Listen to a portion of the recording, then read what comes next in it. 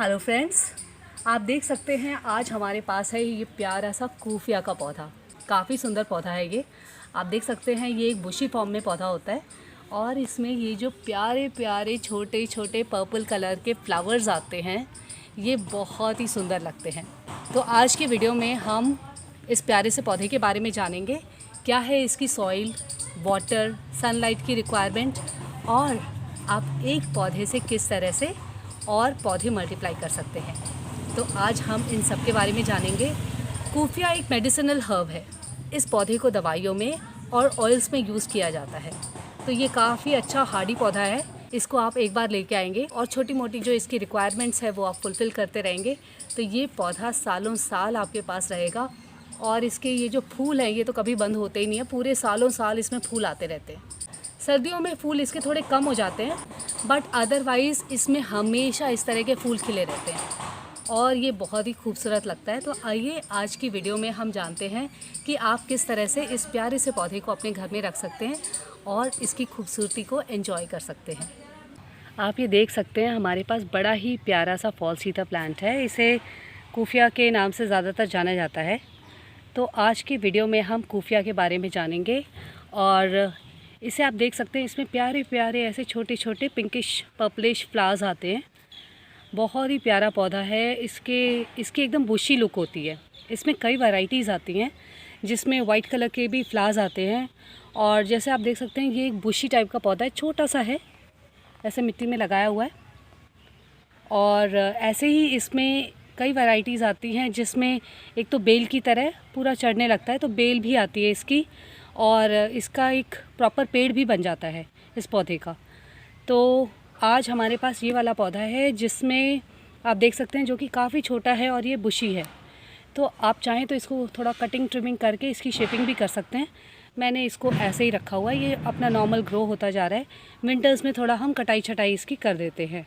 जहाँ तक कि इस पौधे की लोकेशन का सवाल है, इस पौधे को आप आउटडोर ही रखें। ये एक इंडोर प्लांट बिल्कुल भी नहीं है।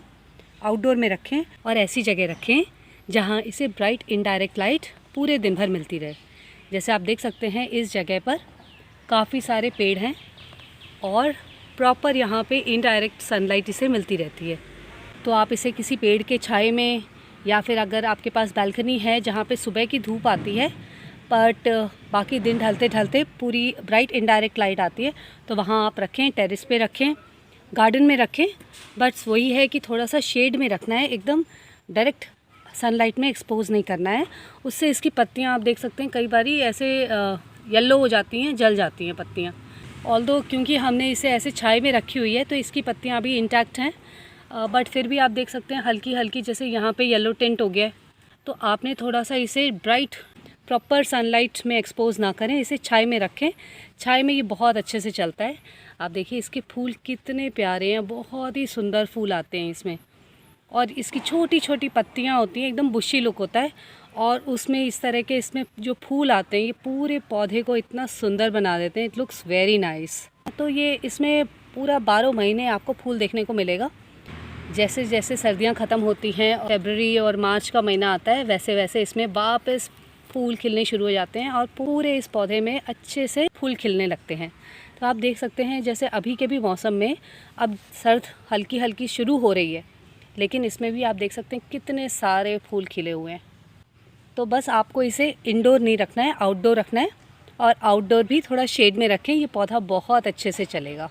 जब आप इसकी सॉइल बनाएं तो सॉइल प्रॉपर वेल ड्रेन्ड होनी चाहिए। जैसे कि हमारे सारे पौधों को वेल ड्रेन्ड सॉइल पसंद है तो इसको भी वेल ड्रेन्ड सॉइल चाहिए। अगर आपके गार्डन की मिट्टी बढ़िया है, उसका टेक्सचर अच्छा है, तो आप अपने गार्डन की मिट्टी में उगाएं। इसे आप देख सकते हैं हमने अपनी नॉर्मल गार्डन की सॉइल में उगाया हुआ है और ये बहुत अच्छा चल रहा है। पर अदरवाइज़ अगर आप अपने घर में उगा रहे हैं और आपके पास गार्डन नहीं है तो आप इसकी वेल ड्रेन्ड सॉइल रखें। 50% गार्डन सॉइल, 25% आप उसमें रेत मिला लें और उसमें 25% वर्मी कंपोस्ट मिला लें। उतना इस पौधे के लिए सफिशिएंट रहेगा। तो सॉइल हमने वेल ड्रेन्ड ही रखनी है, बिल्कुल भी चिकनी वाली मिट्टी इसके लिए बिल्कुल नहीं चलेगी। हमारे गार्डन की मिट्टी बहुत बढ़िया है एंड बहुत न्यूट्रिशियस है। अगर आपके पास गार्डन है तो आप साल 1.5 साल में इसकी मिट्टी भी चेंज कर सकते हैं। अब इसको पानी कैसे देना है, आप देख सकते हैं जैसे ये एक हार्डी पौधा है, ये हार्ड होती हैं, आप देख सकते हैं ब्राउन और थोड़ा हार्डी होती हैं, मतलब ग्रीन नहीं होती है जैसे नॉर्मली पौधों के होते हैं, एकदम सॉफ्ट एंड डेलिकेट होते हैं। तो इसकी स्टेम थोड़ी हार्ड होती है, तो ये पौधा बहुत अच्छे से सर्वाइव कर जाता है। बहुत ही आसानी से आप इस पौधे को ग्रो कर सकते हैं, बिल्कुल भी बहुत ज़्यादा हाई मेंटेनेंस वाला पौधा नहीं है।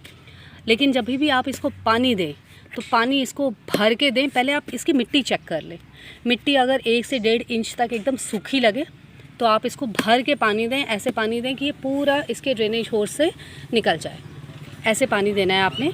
2 दिन में एक बार आप गर्मियों में दे सकते हैं, 3 से 4 दिन में आप एक बार सर्दियों में दे सकते हैं। अदरवाइज़ आप, सबसे इम्पॉर्टेंट चीज़ है मिट्टी चेक कर लें।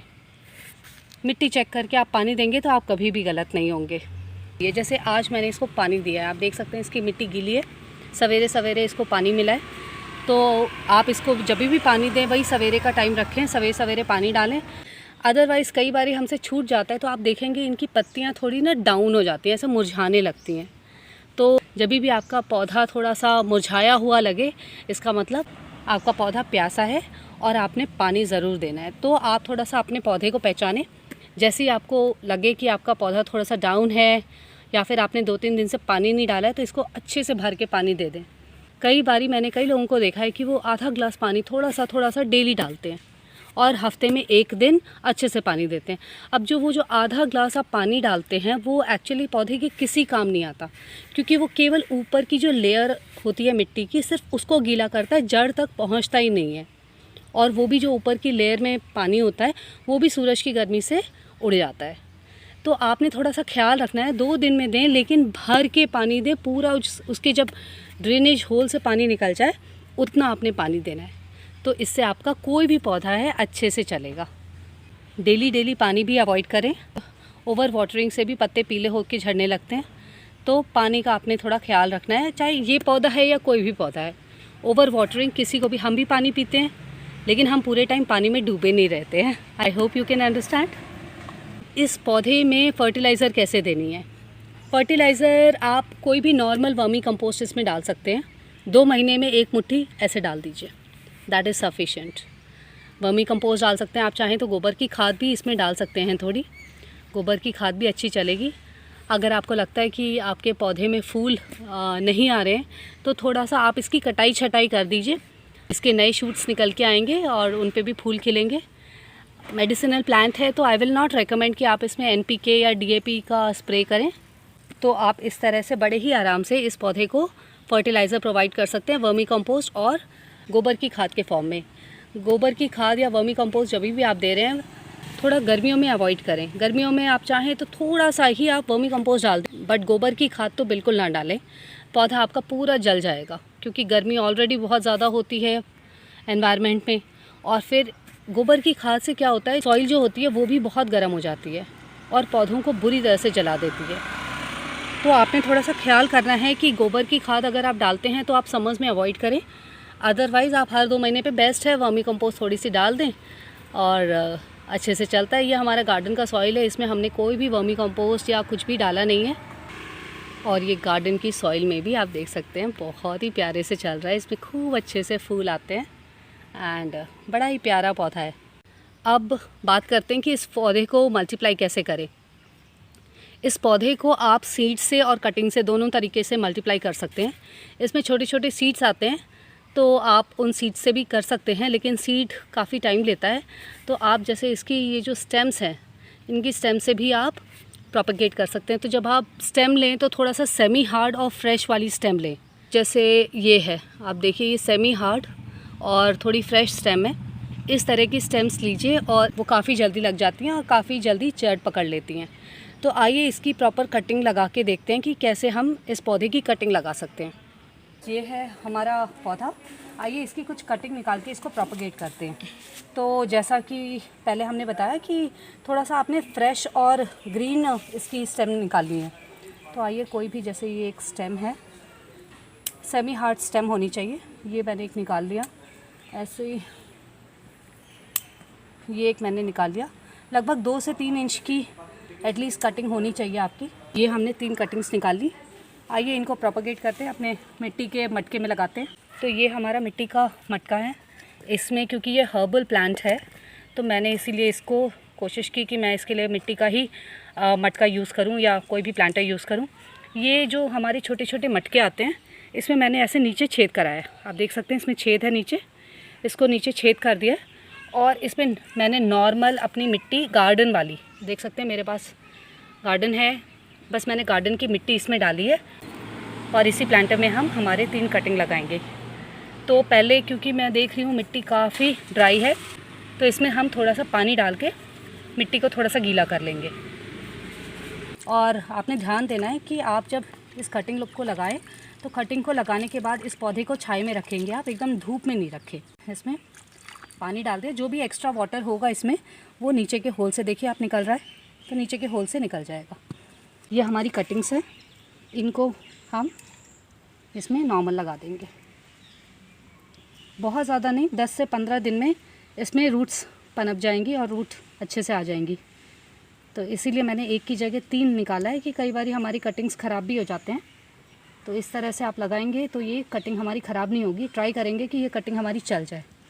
नॉर्मल गार्डन सॉइल है, इसमें आप चाहें तो थोड़ी सी नीम खली डाल सकते हैं।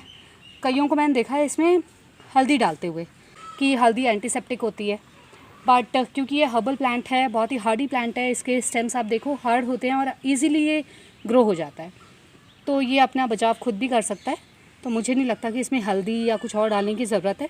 मैं इसको नॉर्मल गार्डन सॉइल में उगाऊंगी। वर्स, आई होप आज की वीडियो में जो आज हमने आपको इन्फॉर्मेशन दी इस प्यारे से पौधे के बारे में, कूफिया के बारे में, आपको पसंद आएगी। वीडियो पसंद आए तो वीडियो को लाइक ज़रूर करें, साथ ही मेरे चैनल को सब्सक्राइब करना ना भूलें। मिलते हैं अगली वीडियो में। Bye bye bye bye.